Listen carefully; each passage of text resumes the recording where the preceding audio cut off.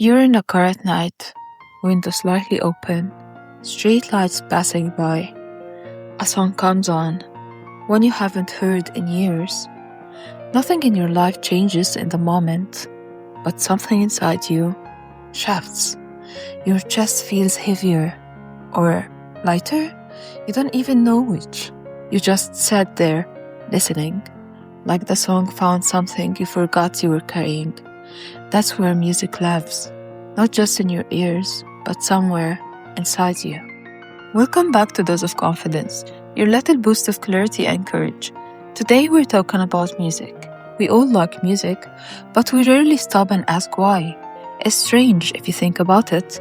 Sound waves in the air, somehow turning into comfort, tears, energy, calm. How does that happen?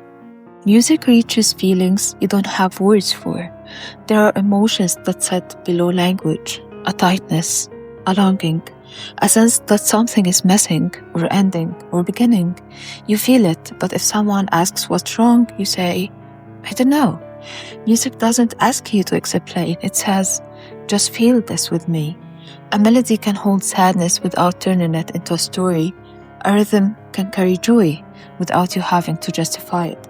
The sound becomes a place where your feelings can just exist safely.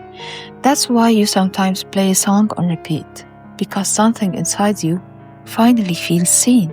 And there is the simple pleasure of it. You know that moment before the chorus, that tiny build-up?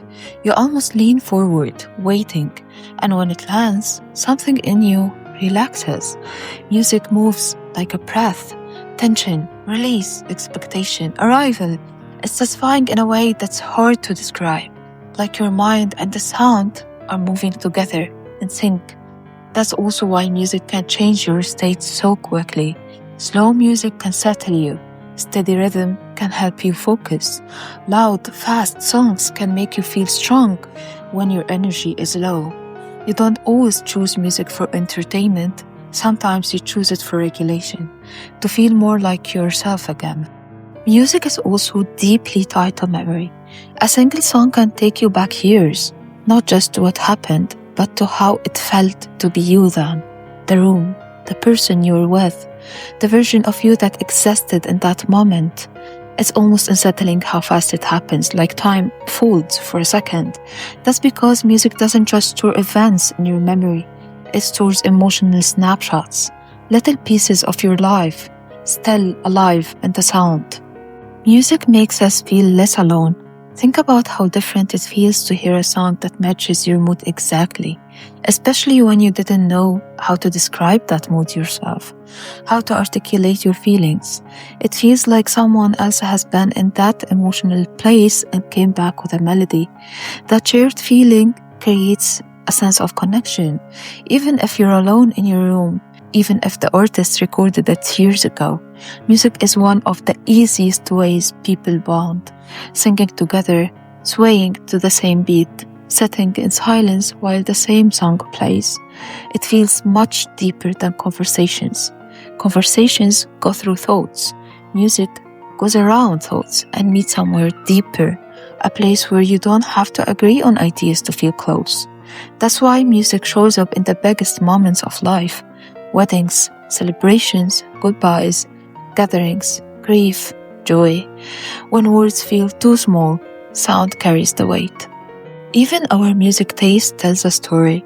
The songs you love aren't random. They often match your inner world. If you're reflective, you might lean toward music that lets you sit with your feelings. If you're energetic, you might choose a sound that keeps you moving. Music becomes part of your identity, not just background noise, but a mirror. You grow and your playlists change. Old songs feel like old versions of you. New ones arrive when you need something different. Music exists in every culture, but not in the same form. The sounds you grow up with shape what feels familiar, what sounds right, what feels like home. So music is universal, but your taste is shaped by your life, your environment, and your memories. Music is not just something we consume. It's something we use to understand ourselves, to feel what we have been avoiding, to remember who we were, to connect without explaining. to release emotions that had no exit.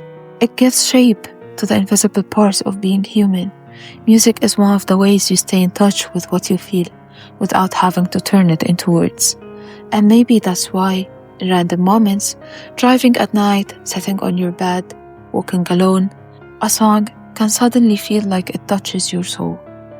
If this video helped you, feel free to subscribe and share it with someone this made you think of. And let me know what other topics you'd like to hear about next. Thanks for watching, and I'll see you in the next one.